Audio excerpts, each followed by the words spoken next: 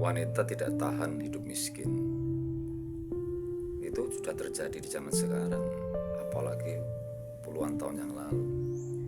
Maka kita bisa melihat bahwa setelah menikah, wanita tidak tahan untuk hidup miskin, tidur di tempat kos-kosan, kontrakan itu. Tidak semuanya ya, tapi hampir rata-rata seperti itu.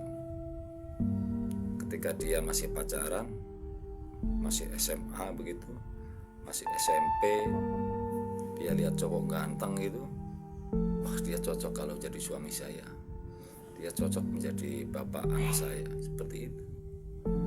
Nah, keren dia, ganteng, jajannya di tempat kafe, kopi, rumah makan gitu.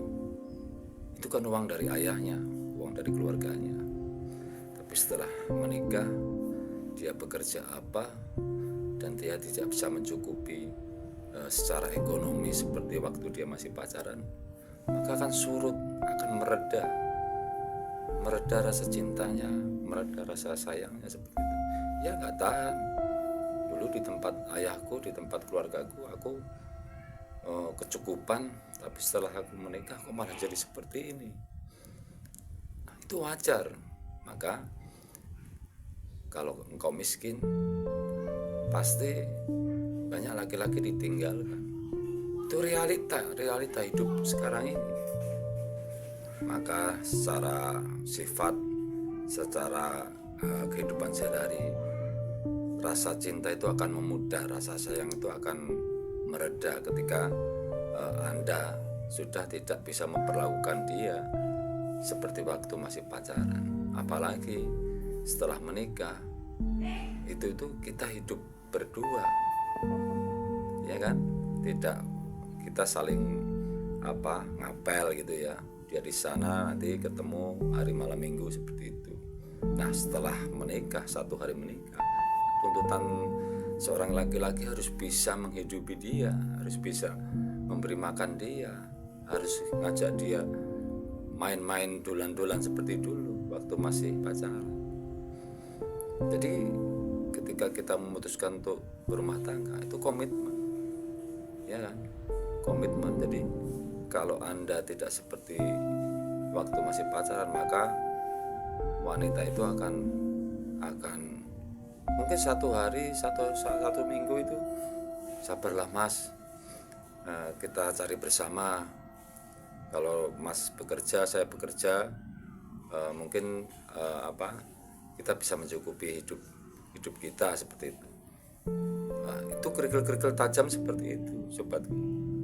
Nah, ketika si laki-laki bekerja, perempuan juga bekerja, maka dia akan berinteraksi dengan teman-temannya juga, teman bekerjanya dia.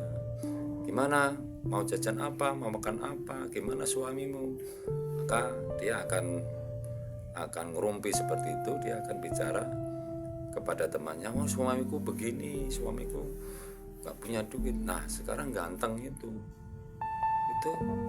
waktu kita masih sekolah itu terjadi ya. Jadi pertengkaran itu karena faktor ekonomi. Setelah kita berumah tangga, maka jadilah laki-laki yang bekerja keras, jadi nggak diremehin.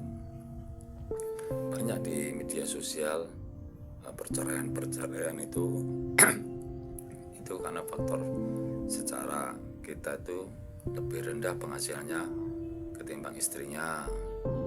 Lalu istrinya berkata kasar kepada suaminya. Sebagai laki-laki mungkin kita tidak bisa menerima, ya kan? Sekarang hidup itu segalanya pakai rupiah, pakai uang.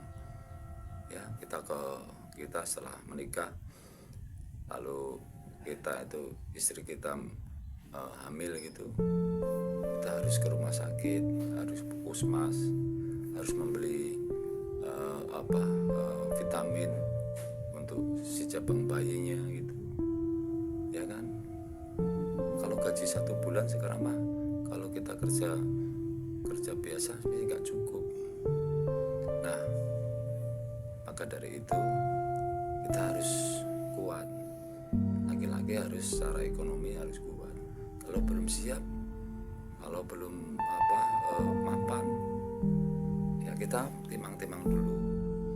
Syukur-syukur memang benar-benar ada komitmen antara suami istri itu, antara waktu kita pacaran dan kenyataan setelah menikah itu bisa terrealisasi. Kalau tidak, maka cowok yang miskin, laki-laki yang miskin, yang dulu ganteng, dia menjadi jelek dan akan ditinggal oleh istrinya.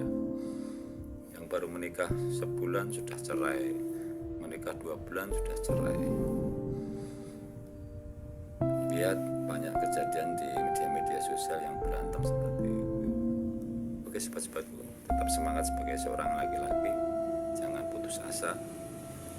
Jangan lalu kita mengambil tindakan atau keputusan yang merugikan kita sendiri setelah umpamanya perceraian itu terjadi. Tetap semangat, jangan melakukan hal-hal yang negatif seperti menganiaya. Kalau dia memang tidak suka, ya sudah. Jadi kalau kita lalu menganiaya dia, apa-apa itu rugi sendiri sobatku.